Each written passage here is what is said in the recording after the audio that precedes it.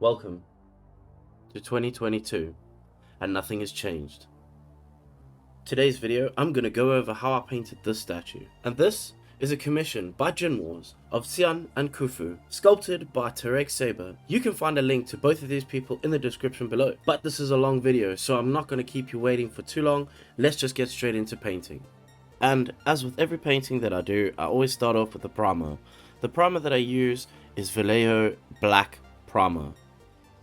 It's a really great primer that seems to settle down very well, goes through the airbrush with minimal thinning, and works extremely great with 90% of the colors that I choose to use for painting my models.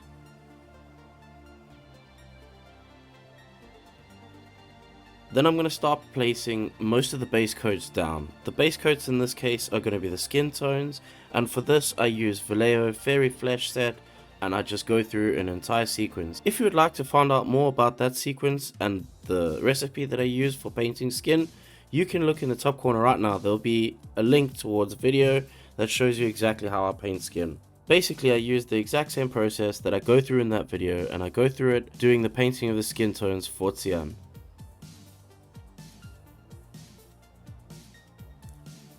It is a layer intensive process, but it's nothing too serious and it's not too difficult for most people to be able to tackle. Basically what I do is I run through the tones of the skin that I get from that skin set and I put them down layer over layer. I tend to thin these layers a fair amount just so that the layers will blend a little bit better with each other as I lay them over each other, but there's nothing too scientific about the way in which I do this. And here you can see I'm working with the light coming from the top, which we would call a zenithal highlight.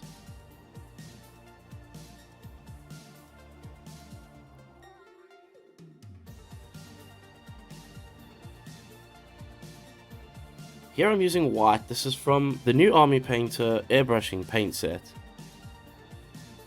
And this is just a matte white which I'm spraying through the airbrush. It doesn't require any thinning for this paint, but it works extremely well, goes down really nice and flat. As far as whites go, this is one of the best whites that I've used so far to give you a great flat white appearance. Now I'm going to base the hair, and this I'm going to base with a sort of reddish, leathery kind of color. The hair is going to be a lot lighter than this, but I always find it's best to start off with the darkest part first. Especially for something like hair, where it's going to be mostly a dry brush to get the hair to look like hair.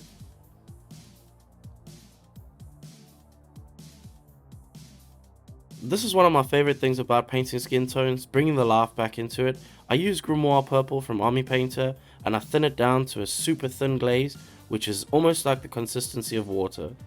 And I spray this from the shadows, which brings into the skin the redness and the life that we need for the skin to still look saturated and lifelike. I then come back over the top of this and I use a little bit of the highlights just to try and push the highlights and emphasize the lighter spots on the skin. I need to sand the base because the base had to be joined. I had to print these in two parts as the base is a rather large object in this specific model. After sanding the base, I'm going to use Vallejo liquid mask, and I'm going to mask off all the areas of skin that I had previously painted. This is going to go on the chest, the arms, the hands, and I'm going to use that to protect that layer of skin that I had painted previously. Whilst that mask is drying, I'm going to use a pin wash, and I'm going to place this into the creases and crevices on all the white armor on the body. I'm then going to come back into this later on and I'm going to wipe off the excess paint. It's going to make the armor look dirty, but this is going to help add to the realism look of the armor. It gives it something a little bit more interesting to look at rather than just a white with a simple, perfect, solid black line going through it. Considering she is a warrior, I'd expect the armor to be a little bit damaged from maybe some past battles or something like that. I'm then going to carry on painting the whites. And I'm going to also paint down a brown for this little cloth that goes over the back of her skirt. And I'm going to do the same process with the pin washes again, but on the white armor, on her chest, and on her stomach areas. Again, wiping off the excess just so that I can make sure not to have too much paint on there, but also giving it a nice weathered look.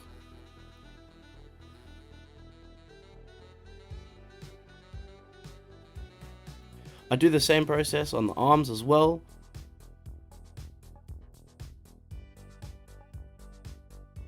And now that the brown is dried on the skirt, I come back in with the wash.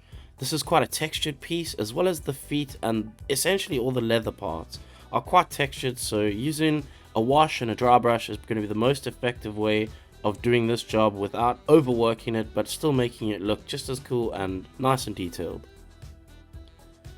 Painting the rim of the base and then working on some of the rock, I use a bit of yellow into the black, so that makes a kind of grey that looks a little bit more realistic than just plain grey, as well as gives a bit more saturation to the piece. I'm then carefully going to remove the mask, and I'm going to use a combination between my blade and a little bit of blue tack to try and peel off the excess paint and mask that's left up behind after lifting this up. This is one of the most satisfying parts of using a mask, is peeling it off. It's so good. Unless you get it on wrong, then it's not fun to peel off because you know you've made a mistake. Carefully removing all those excess pieces of paint and little pieces of mask that's left behind in some of the creases and gaps.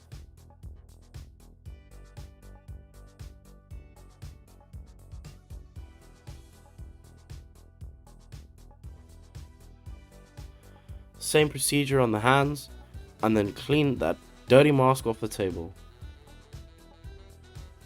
Back onto the skirt again, and this time I'm adding in the red that goes around some of the flourishing on the armor on her. And I'm also working on the silver trim that goes on the metal pieces that go around her armor as well.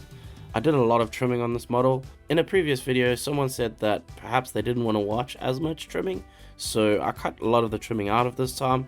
If you'd like to see more trimming, let me know in the comments. I'll add more trimming in the next video. I'm using a dark brown to emphasize the edge of this sort of leather piece that goes around her skirt. It helps give a little bit of contrast and make it look a bit more interesting and exciting. I'm now working on the gems that are all over the armor, and I'm going to place down a dark grey first and build it up to a medium grey, then a light grey and a white highlight.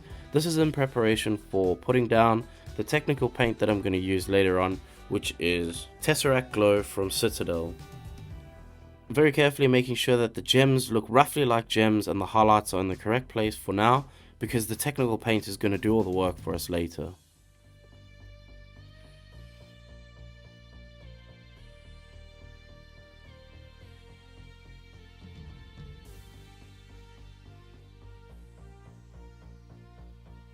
And straight back into more trimming, which I'll cut short.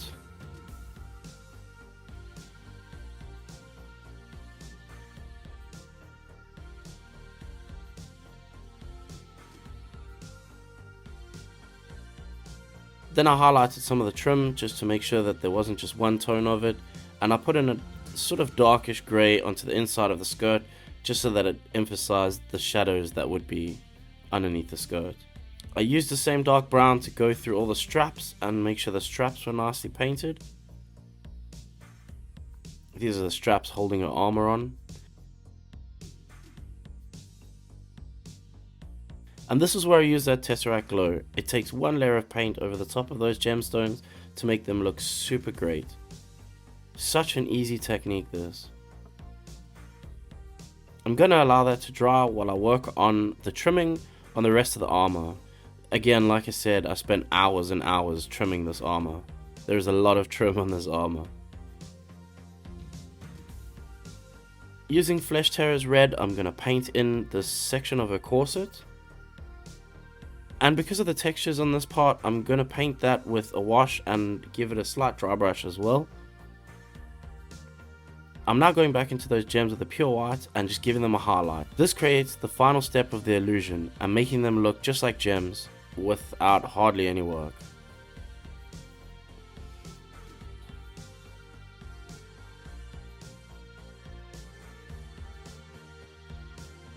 We will need to put a gloss coat over the top of these, and this is what I'm going to do next, placing a really liberal amount of gloss over the top, just over the gems. This will help to make the gems look sort of glass I'm now using the flesh tearers red in the insides of the trimming on the base. This is something that I just had to take my time with and make sure the paint was in the right places, nothing too serious over there. And then doing the base, I'm going to use a mixture of greys. I'm going to build it up on the highest parts and using yellow as well to create a little bit of saturation in the color so that it wasn't completely desaturated. At this stage I came back and did some more of the silver trimming on the base. Just while I was waiting for the drying of the top part of the base, I came back in with a dry brush and dry brushed quite liberally over the top of that, using the same greys that I had used to paint the base originally.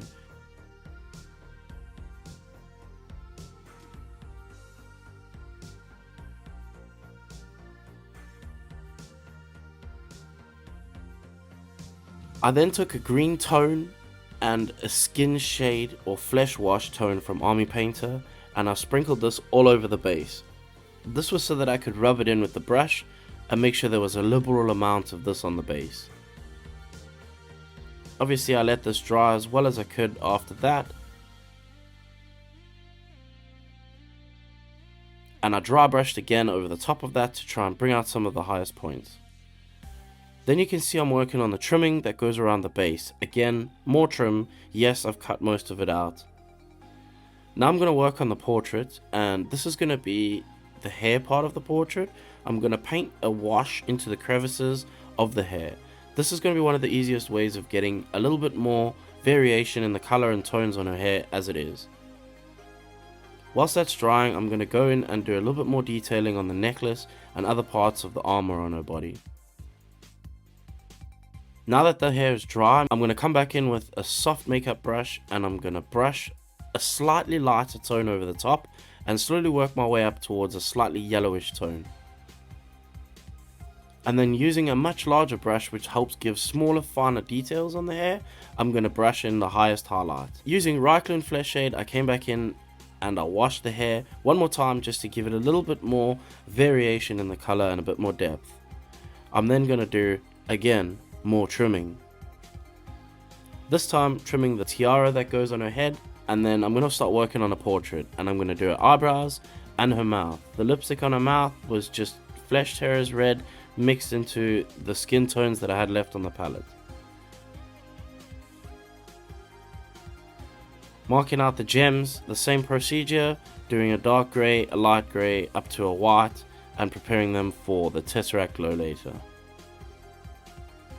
I've previously done a video on how to paint faces, and there is a lot of tips in that video which will help you to get through this process. Basically, it's just a dark or a black into the first part of the eye, and then come back and shape that up with a white or slightly off-white, which will then give me the shape of the inside of the eye, and then working on the pupils, carefully making sure that they are centered and don't look like she's cock-eyed. And I'll come back in, put the pupils in, and then I highlight, and that's pretty much it. For this model, I decided to glue the head onto the torso, mainly because I didn't want these parts to be scratching when they were being put together. And then working on Kufu, it was pretty simple, base coat, and just working the colors up.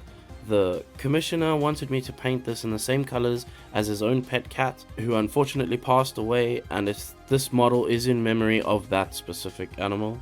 So using a tortoise shell kind of colors, I'm just going to paint most of the coat, and I'm going to use sponges, a mixture of sponges, a mixture of large paintbrushes, and just really trying to get the paint on. I'm going to come back over the top of that, and I'm going to dry brush that to bring out all the little pieces of detail that are on the hair and sculpted on the body. Then working on the head sculpt for Kufu, I'm going to be working on just dry brushing and bring out some of the highlights, working on more trimming on the armor on his head. And what I unfortunately didn't film was drilling the mouth and adding in the whiskers for Kufu, as well as there was a minor change at the end to change the color of the horns back to the darker grey that was already in the original drawing. This is how it looks putting the piece together. The whole of Kufu comes apart, his legs and his head. For ease of just the video, I've just put it together like this. And same with Djinn, she comes apart at the legs and at the knees and at the hips.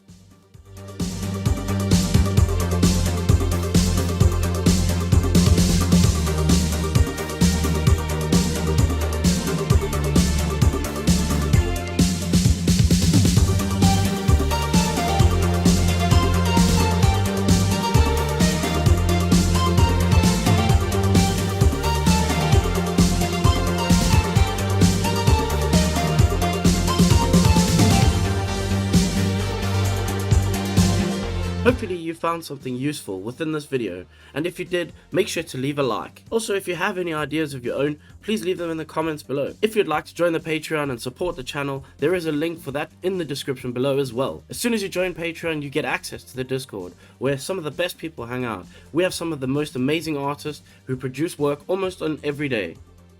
Sometimes. But if you join the Patreon and you get access to the Discord, there is sometimes a few problems where people aren't able to get into all the channels. So if you're having that problem, please make sure to let me know and I'll try and make sure that you get access to every single channel. Also, on the topic of Patreon, we have 3 new patrons I'd like to shout out right now. Richard Denyer, James Cade, Richard Welch. Thank you bro so much for joining the Patreon. This keeps the videos rolling and makes sure the 3D printers are still working at the end of the month. And I really appreciate all the support that you guys have given. And we all know that there's only one thing left to do when we get this far into the video. You can say it with me now. Click dislike and f**k off.